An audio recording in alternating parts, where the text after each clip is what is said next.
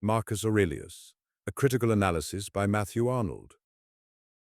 Mr. Mill says in his book on liberty that Christian morality is in great part merely a protest against paganism. Its ideal is negative rather than positive, passive rather than active. He says that, in certain most important respects, it falls far below the best morality of the ancients. Now, the object of systems of morality is to take possession of human life, to save it from being abandoned to passion or allowed to drift at hazard, to give it happiness by establishing it in the practice of virtue.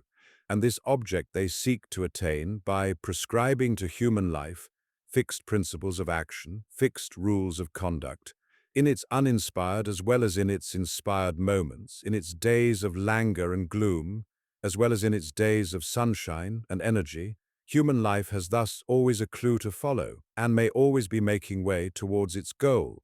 Christian morality has not failed to supply to human life aids of this sort.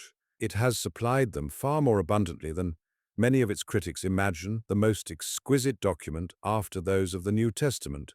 Of all the documents the Christian spirit has ever inspired, the Imitation, by no means contains the whole of Christian morality.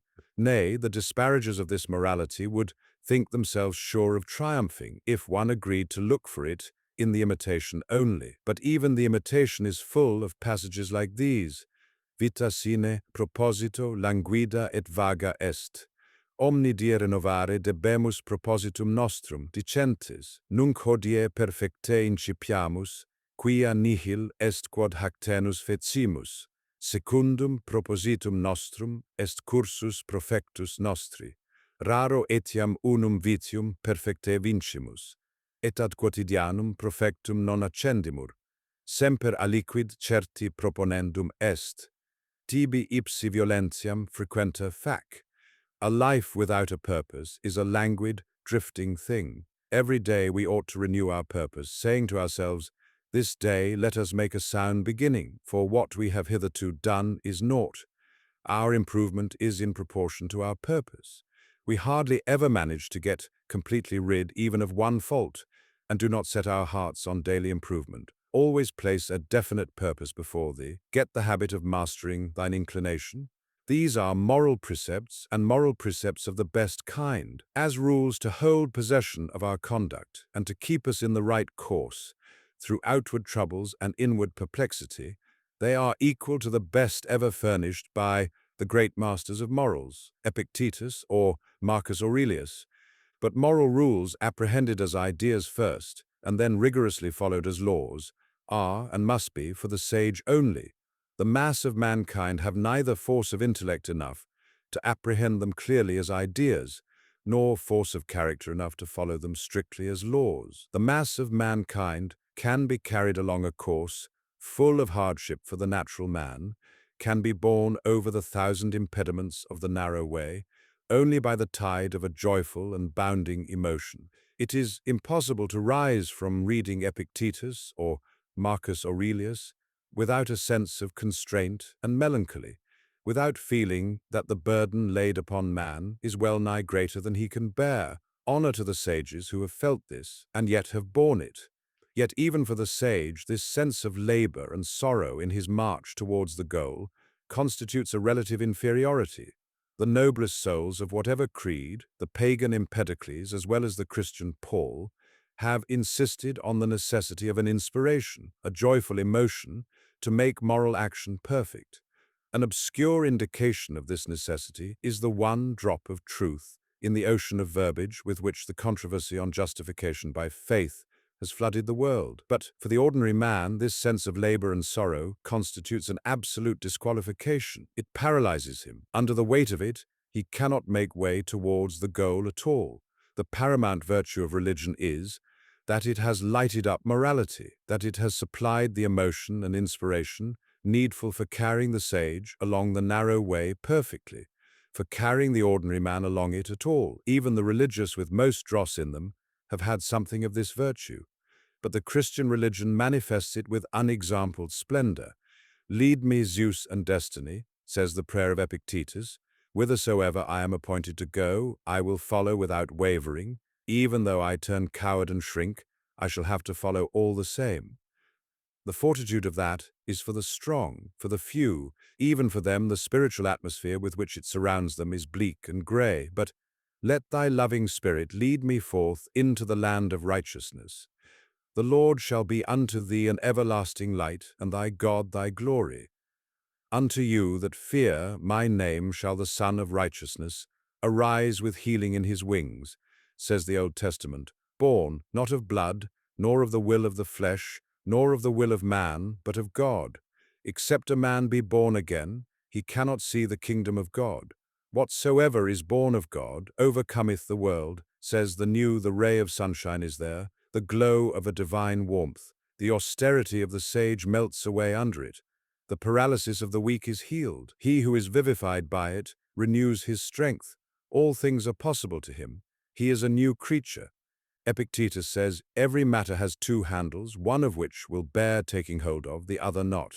If thy brother sin against thee, lay not hold of the matter by this, that he sins against thee, for by this handle the matter will not bear taking hold of, but rather lay hold of it by this, that he is thy brother, thy born mate, and thou wilt take hold of it by what will bear handling. Jesus, being asked whether a man is bound to forgive his brother as often as 7 times, answers, I say not unto thee until 7 times, but until 70 times 7. Epictetus here suggests to the reason grounds for forgiveness of injuries which Jesus does not, but it is vain to say that Epictetus is on that account a better moralist than Jesus, if the warmth, the emotion of Jesus' answer fires his hearer to the practice of forgiveness of injuries, while the thought in Epictetus's leaves him cold. So with Christian morality in general, its distinction is not that it propounds the maxim, thou shalt love God and thy neighbor, with more development, closer reasoning, truer sincerity than other moral systems. It is that it propounds this maxim with an inspiration which wonderfully catches the hearer and makes him act upon it. It is because Mr. Mill has attained to the perception of truths of this nature that he is, instead of being, like the school from which he proceeds, doomed to sterility, a writer of distinguished mark and influence, a writer deserving all attention and respect. It is, I must be pardoned for saying, because he is not sufficiently leavened with them, that he falls just short of being a great writer. That which gives to the moral writings of the Emperor Marcus Aurelius their peculiar character and charm is their being suffused and softened by something of this very sentiment, whence Christian morality draws its best power. Mr. Long has recently published in a convenient form a translation of these writings, and has thus enabled English readers to judge Marcus Aurelius for themselves. He has rendered his countrymen a real service by so doing. Mr. Long's reputation as a scholar is a sufficient guarantee of the general fidelity and accuracy of his translation. On these matters, besides, I am hardly entitled to speak, and my praise is of no value, but that for which I and the rest of the unlearned may venture to praise Mr. Long is this, that he treats Marcus Aurelius's writings, as he treats all the other remains of Greek and Roman antiquity, which he touches not as a dead and dry matter of learning, but as documents with a side of modern applicability and living interest, and valuable mainly so far as this side in them can be made clear. That, as in his notes on Plutarch's Roman lives, he deals with the modern epoch of Caesar and Cicero, not as food for schoolboys, but as food for men, and men engaged in the current of contemporary life and action. So, in his remarks and essays on Marcus Aurelius, he treats this truly modern striver and thinker not as a classical dictionary hero, but as a present source from which to draw example of life and instruction of manners.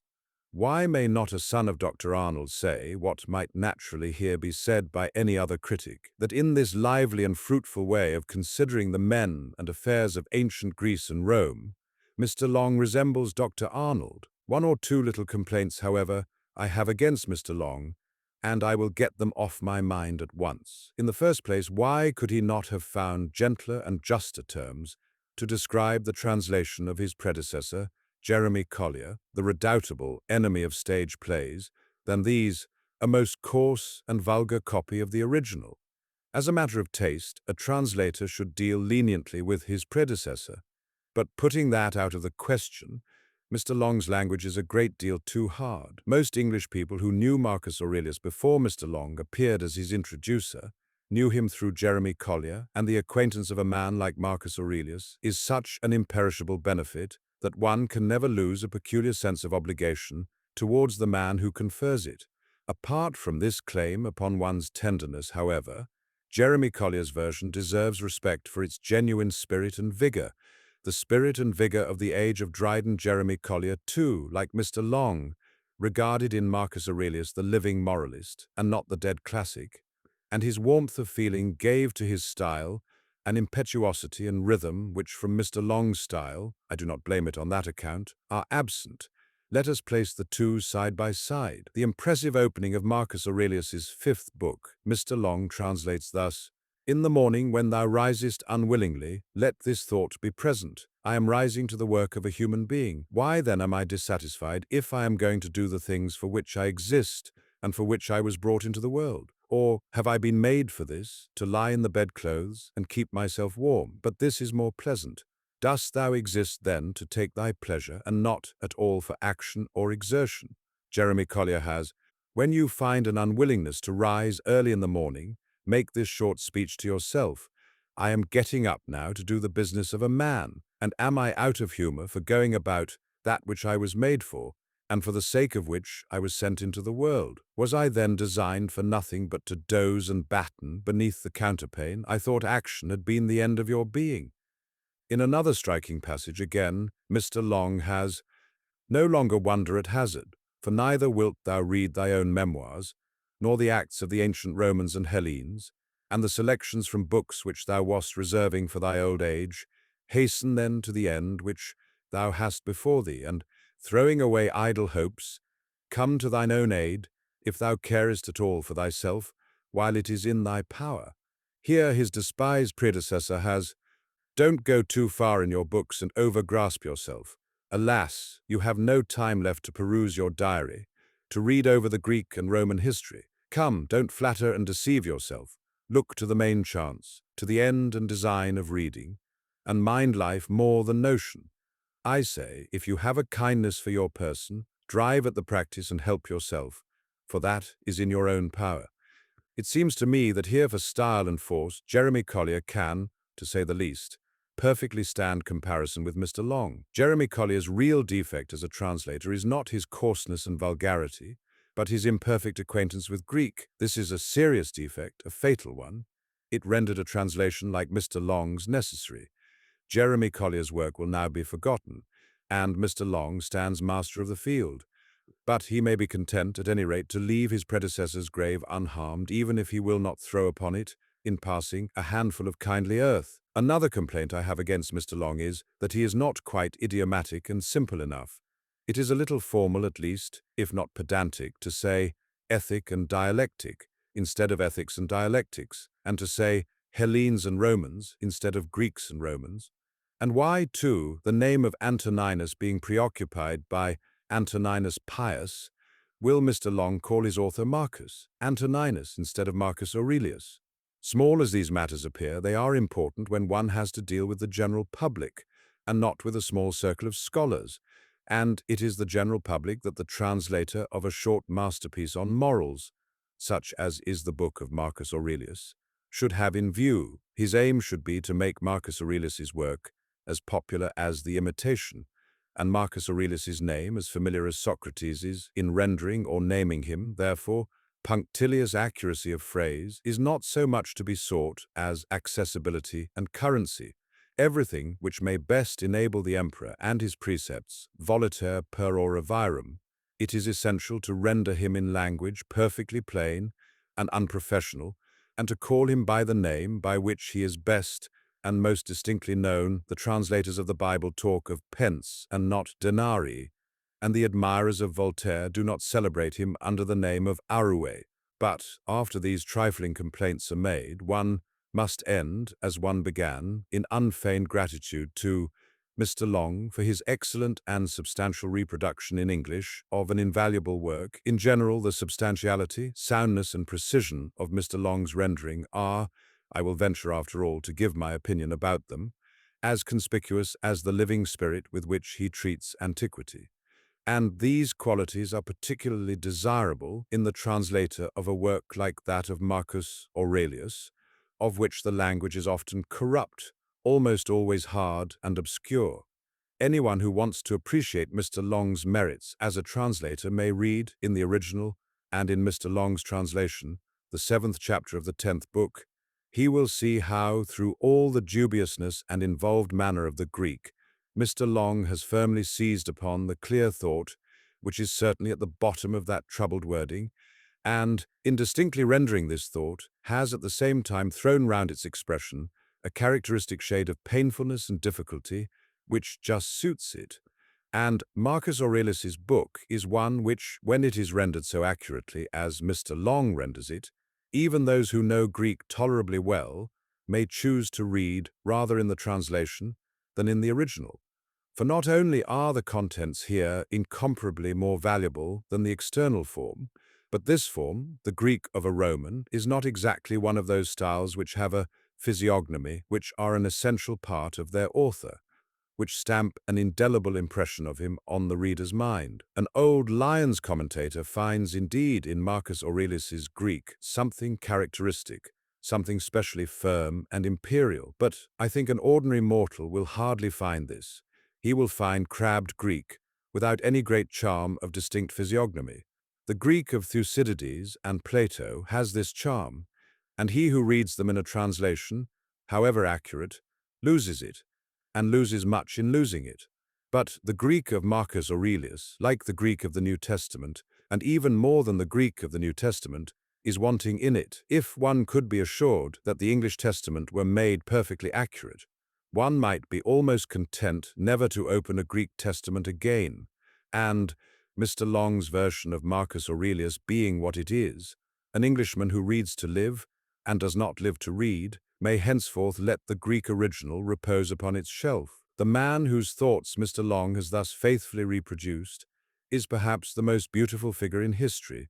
He is one of those consoling and hope-inspiring marks which stand forever to remind our weak and easily discouraged race how high human goodness and perseverance have once been carried and may be carried again.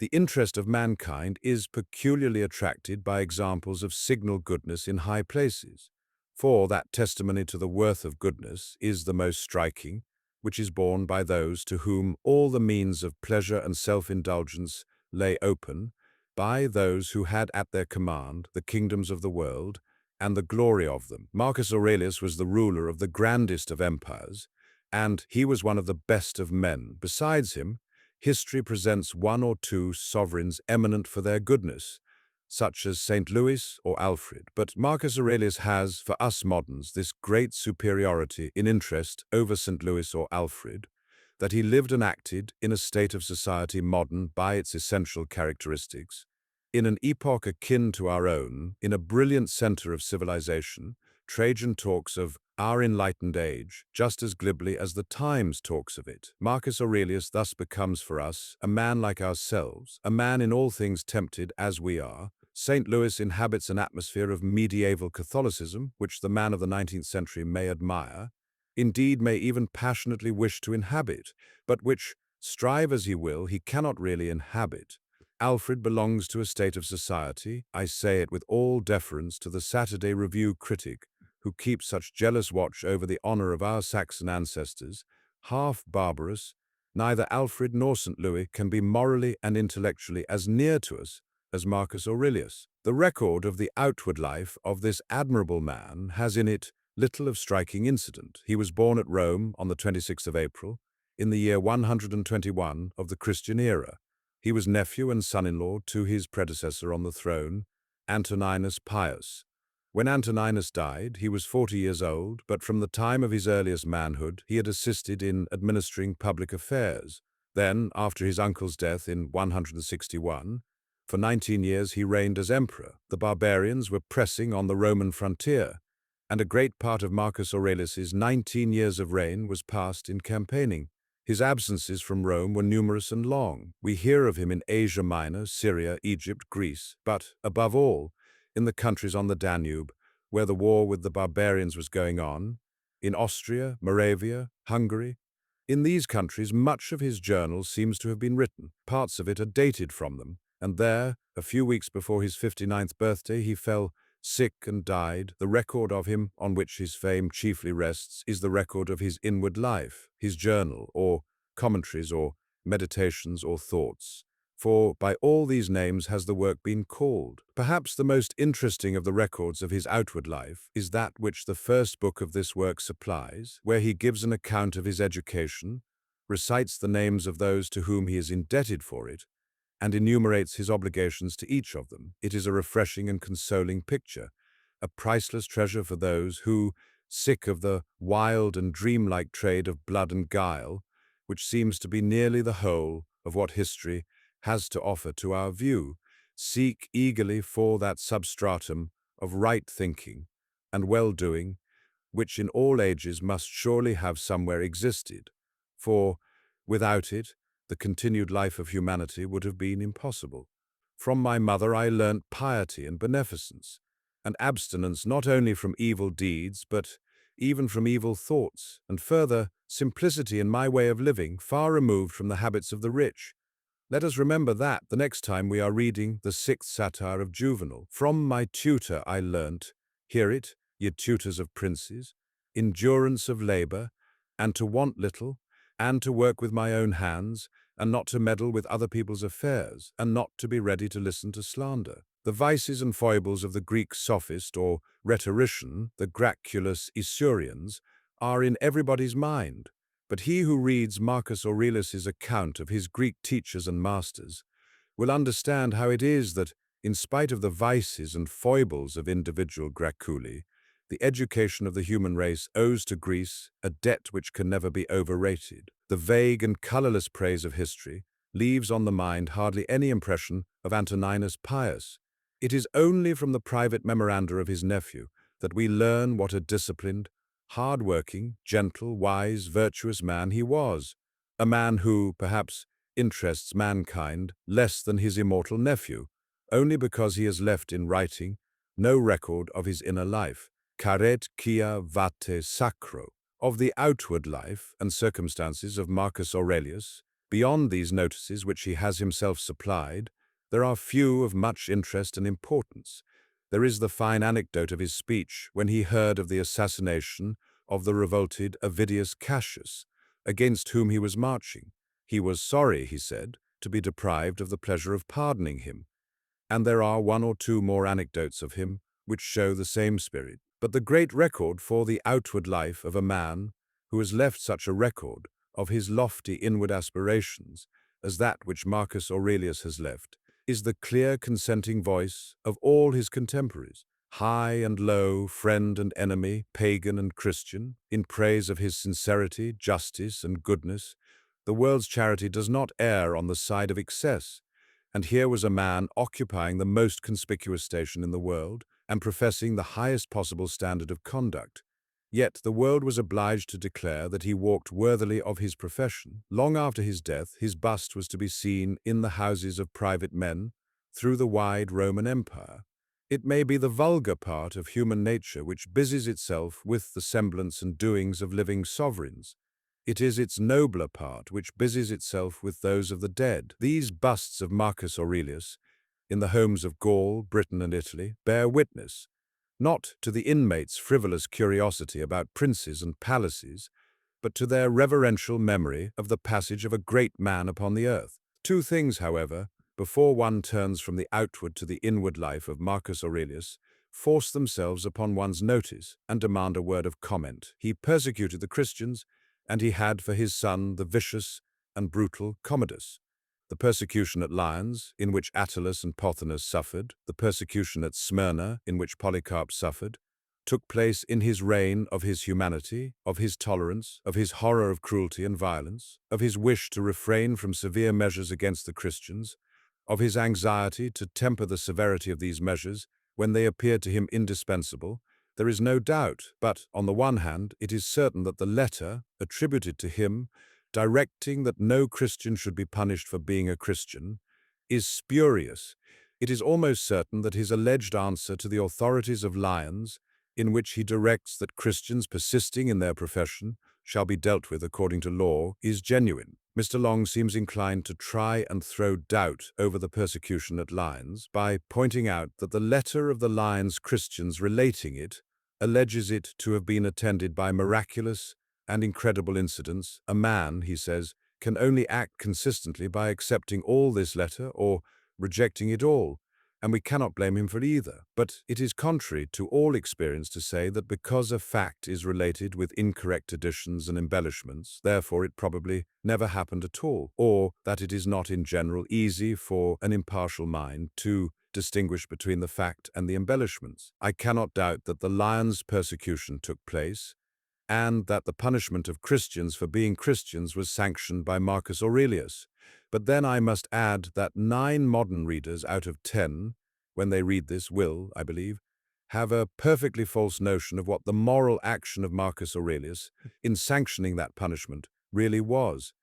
They imagine Trajan, or Antoninus Pius, or Marcus Aurelius, fresh from the perusal of the Gospel, fully aware of the spirit and holiness of the Christian saints, ordering their extermination because he loved darkness rather than light. Far from this. The Christianity which these emperors aimed at repressing was, in their conception of it, something philosophically contemptible, politically subversive, and morally abominable. As men, they sincerely regarded it much as well-conditioned people, with us regard Mormonism. As rulers, they regarded it much as liberal statesmen, with us regard the Jesuits. A kind of Mormonism, constituted as a vast secret society, with obscure aims of political and social subversion, was what Antoninus Pius and Marcus Aurelius believed themselves to be repressing when they punished Christians. The early Christian apologists again and again declared to us under what odious imputations the Christians lay. How general was the belief that these imputations were well grounded? How sincere was the horror which the belief inspired the multitude, convinced that the Christians were atheists who ate human flesh and thought incest no crime, displayed against them a fury so passionate as to embarrass and alarm their rulers. The severe expressions of Tacitus, exitiabilis superstitio, odio humani generis convicti, show how deeply the prejudices of the multitude imbued the educated class also. One asks oneself with astonishment how a doctrine so benign as that of Jesus Christ can have incurred misrepresentations so monstrous. The inner and moving cause of the misrepresentation lay, no doubt, in this, that Christianity was a new spirit in the Roman world, destined to act in that world as its dissolvent, and it was inevitable that Christianity in the Roman world, like democracy in the modern world, like every new spirit with a similar mission assigned to it, should at its first appearance occasion an instinctive shrinking and repugnance in the world, which it was to dissolve. The outer and palpable causes of the misrepresentation were the confounding of the Christians with the Jews, the mystery of Christian rites, the very simplicity of Christian theism, and the Roman state's jealousy of unauthorized associations. A Roman of Marcus Aurelius's time could not see the Christians except through this mist. Seen through such a mist, the Christians appeared with 1,000 faults not their own, but it has not been sufficiently remarked that faults really their own, many of them, assuredly appeared with, besides, faults especially likely to strike such an observer as Marcus Aurelius, and to confirm him in the prejudices of his race, station, and rearing. We look back upon Christianity after it has proved what a future it bore within it, and for us the sole representatives of its early struggles are the pure and devoted spirits through whom it proved this. Marcus Aurelius saw it with its future yet unshown, and with the tares among its professed progeny, not less conspicuous than the wheat. Who can doubt that among the professing Christians of the 2nd century, as among the professing Christians of the 19th, there was plenty of folly, plenty of rabid nonsense, plenty of gross fanaticism? Who will even venture to affirm that, separated in great measure from the intellect and civilization of the world for 1 or 2 centuries, Christianity, wonderful as have been its fruits, had the development perfectly worthy of its inestimable germ. Who will venture to affirm that, by the alliance of Christianity with the virtue and intelligence of men like the Antonines, of the best product of Greek and Roman civilization, while Greek and Roman civilization had yet life and power, Christianity and the world, as well as the Antonines themselves, would not have been gainers? That alliance was not to be. The Antonines lived and died with an utter misconception of Christianity. Christianity grew up in the catacombs, not on the Palatine, and Marcus Aurelius incurs no moral reproach by having authorized the punishment of the Christians. He does not thereby become in the least what we mean by a persecutor. One may concede that it was impossible for him to see Christianity as it really was, as impossible as for even the moderate and sensible Fleury to see the Antonines as they really were.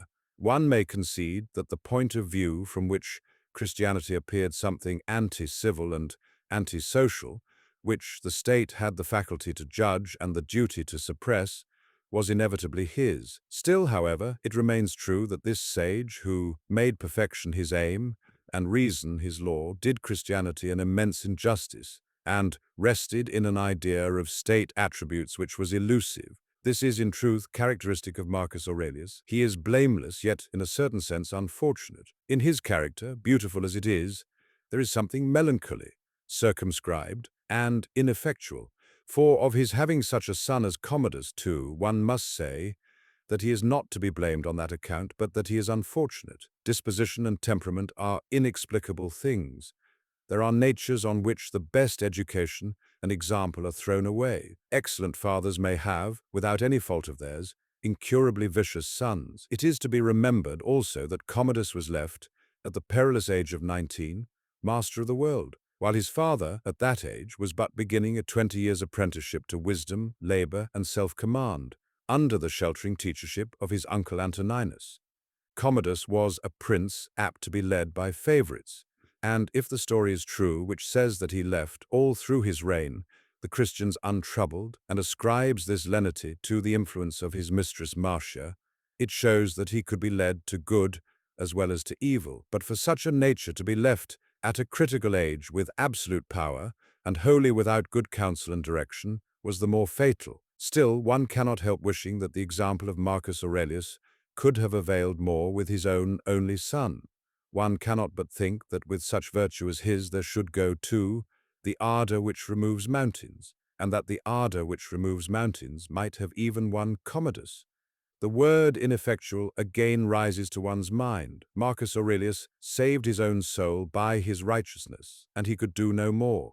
Happy they who can do this, but still happier who can do more. Yet, when one passes from his outward to his inward life, when one turns over the pages of his meditations, entries jotted down from day to day, amid the business of the city or the fatigues of the camp, for his own guidance and support, meant for no eye but his own, without the slightest attempt at style, with no care even for correct writing, not to be surpassed for naturalness and sincerity, all disposition to carp and cavil dies away, and one is overpowered by the charm of a character of such purity, delicacy, and virtue. He fails neither in small things nor in great. He keeps watch over himself, both that the great springs of action may be right in him, and that the minute details of action may be right also. How admirable in a hard-tasked ruler, and a ruler too with a passion for thinking and reading, is such a memorandum as the following: not frequently nor without necessity to say to anyone, or to write in a letter, that I have no leisure, nor continually to excuse the neglect of duties required by our relation to those with whom we live, by alleging urgent occupation. And when that ruler is a Roman emperor, what an idea is this to be written down and meditated by him! The idea of a polity in which there is the same law for all, a polity administered with regard to equal rights and equal freedom of speech, and the idea of a kingly government which respects most of all the freedom of the governed. And for all men who drive at practice, what practical rules may not one accumulate out of these meditations? The greatest part of what we say or do being unnecessary, if a man takes this away, he will have more leisure and less uneasiness. Accordingly, on every occasion, a man should ask himself, is this one of the unnecessary things?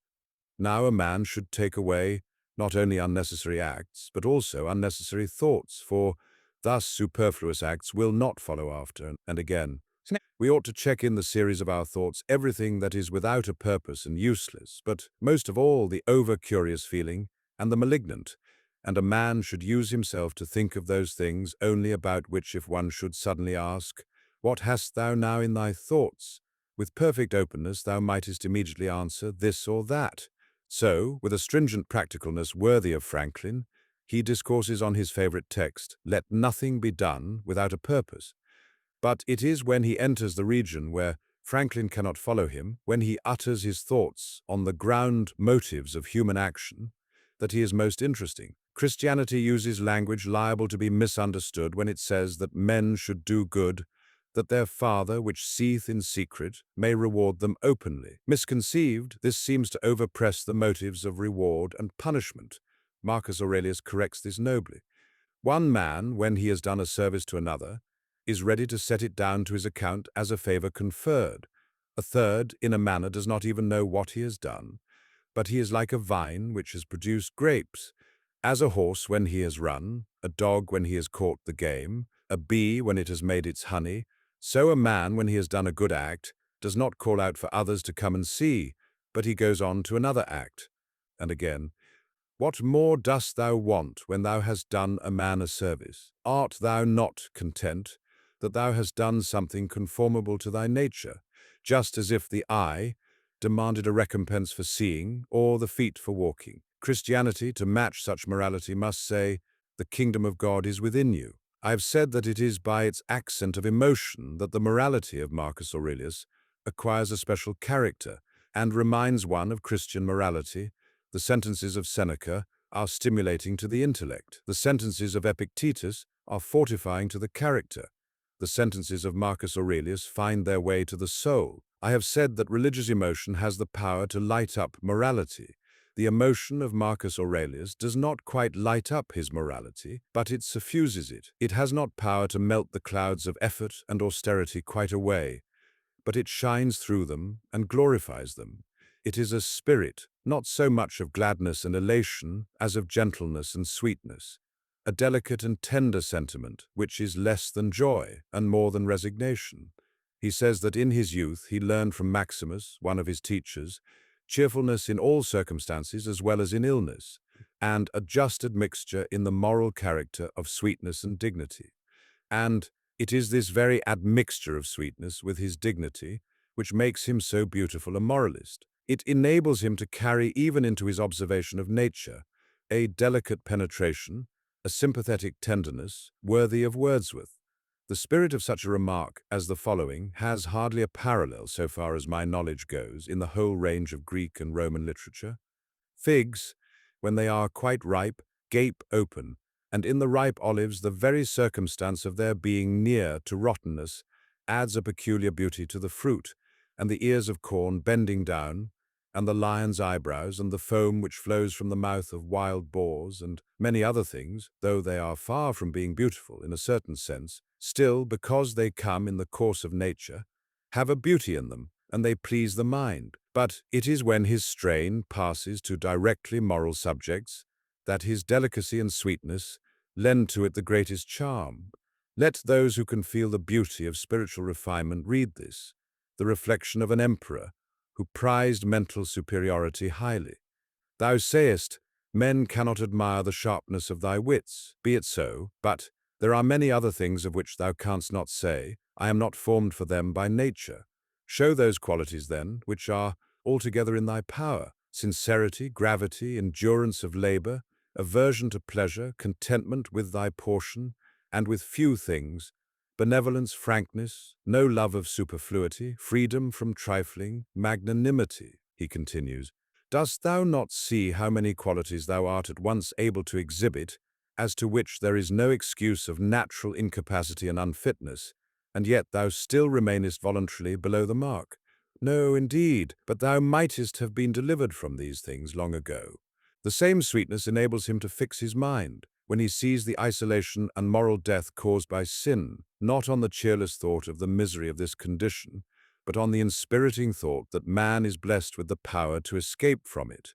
Suppose that thou hast detached thyself from the natural unity, for thou wast made by nature apart, but now thou hast cut thyself off. Yet here is this beautiful provision, that it is in thy power again to unite thyself. God has allowed this to no other part. But consider the goodness with which he has privileged man. It enables him to control even the passion for retreat and solitude, strong in a soul like his, to which the world could offer no abiding city. Men seek retreat for themselves, houses in the country, seashores and mountains. But this is altogether a mark of the most common sort of men, for it is in thy power whenever thou shalt choose to retire into thyself. Let thy principles be brief and fundamental, which, as soon as thou shalt recur to them, will be sufficient to cleanse the soul completely. Against this feeling of discontent and weariness, so natural to the great, for whom there seems nothing left to desire or to strive after, but so enfeebling to them, Marcus Aurelius never ceased to struggle. With resolute thankfulness, he kept in remembrance the blessings of his lot, the true blessings of it, not the false. He writes, "I have to thank heaven that I was subjected to a ruler and a father who was able to take away all pride from me, that it is possible for a man to live in a palace without either guards or embroidered dresses or any show of this kind. I have to be thankful that my children have not been stupid nor deformed in body, that whenever I wished to help any man in his need, I was never told that I had not the means of doing it, that when I had an inclination to philosophy, I did not fall into the hands of a sophist." And, as he dwelt with gratitude on these helps and blessings, his mind, so it seems to me, would sometimes revert with awe to the perils and temptations of the lonely height where he stood, to the lives of Tiberius, Caligula, Nero, Domitian, in their hideous blackness and ruin. And then he wrote down for himself such a warning entry as this, abrupt and terrible: "A black character, a womanish character, a stubborn character, bestial, childish, animal, stupid, counterfeit, scurrilous, fraudulent, tyrannical. Or this, about what am I now employing my soul? Whose soul have I now? That of a child, or of a young man, or of a weak woman, or of a tyrant, or of one of the lower animals, or of a wild beast?" The character he wished to attain he knew well, and beautifully he has marked it, and marked too his sense of shortcoming. When thou hast assumed these names, good, modest, true, rational, equal-minded, magnanimous, take care that thou dost not change these names. If thou maintainest thyself in possession of these names, without desiring that others should call thee by them, thou wilt be another being. But he admits, to continue to be such as thou hast hitherto been, is the character of a very stupid man, and one overfond of his life. For all his sweetness and serenity, however, man's point of life, between two infinities, that expression is truly his, was to him anything but a happy island, and the performances on it he saw through no veils of illusion. Nothing in general is more gloomy and monotonous than declamations on the hollowness and transitoriness of human life and grandeur. But here again, the charm of Marcus Aurelius, his emotion, breaks through the gloom, and even on this eternally used topic he is imaginative, fresh, and striking. Consider, for example, the times of Vespasian. All these things, people marrying, bringing up children, sick, dying, warring, feasting, trafficking. Well then, that life of these people no longer exists at all. Again, go to the times of Trajan. All is again the same. Again, the things which are much valued in life are empty and rotten and trifling, and people are like little dogs, biting one another, and little children quarreling, crying, and then straightway laughing. And once more, look down from above on the countless herds of men, and how many know not even thy name, and how many will soon forget it, nor reputation, nor anything else. He recognized, indeed, that the prime principle in man's constitution is the social, and he labored sincerely to make not only his acts toward his fellow men, but his thoughts also suitable to this conviction. When thou wishest to delight thyself, think of the virtues of those who live with thee. Still, it is hard for a pure and thoughtful man to live in rapture at the spectacle afforded to him by his fellow creatures. Above all, when placed as Marcus Aurelius was placed, forced to see, again and again, how, within 10 days thou wilt seem a god, to those to whom thou art now a beast and an ape. His true strain regarding this is more like the following. If thou requirest also a vulgar kind of comfort, thou wilt be most reconciled to death by observing the objects from which thou art going to be removed, and the morals of those with whom thy soul will no longer be mingled. Sometimes the strain rises even to passion. Short is the little which remains to thee of life. Live as on a mountain. Let men see, let them know, a real man. If they cannot endure him, let them kill him, for that is better than to live as men do. It is remarkable how little, of a merely local and temporary character, how little of those scoriae which a reader has to clear away before he gets to the precious ore, how little that even admits of doubt or question, the morality of Marcus Aurelius exhibits. Perhaps as to one point we must make an exception. Marcus Aurelius is fond of urging, as a motive for man's cheerful acquiescence in whatever befalls him, that whatever happens to every man is for the interest of the universal, that the whole contains nothing which is not for its advantage, that everything which happens to a man is to be accepted, even if it seems disagreeable, because it leads to the health of the universe. And the whole course of the universe, he adds, has a providential reference to man's welfare. All other things have been made for the sake of rational beings. Religion has in all ages freely used this language, and religion will not object to Marcus Aurelius's use of it. But science can hardly accept as strictly accurate this employment of the terms interest and advantage. To a sound nature and a clear reason, the proposition that things happen for the interest of the universal, as men conceive of interest, may seem to have no meaning at all, and the proposition that all things have been made for the sake of rational beings may seem to be false.